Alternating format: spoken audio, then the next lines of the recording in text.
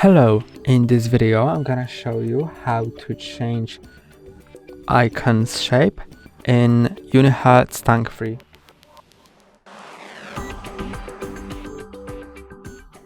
First, you have to download X Icon Changer from Google Play Store.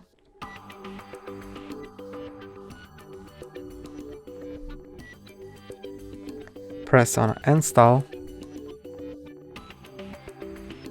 Press on Open. Consent.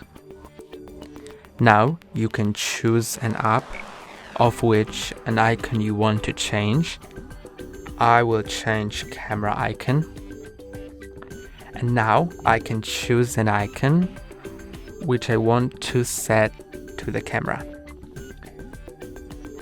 I can choose from the library, my own photo, or choose from any existing app by unlocking it by watching a advertisement.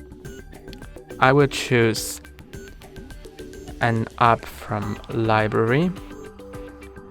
Let's choose this camera icon. And now press on OK.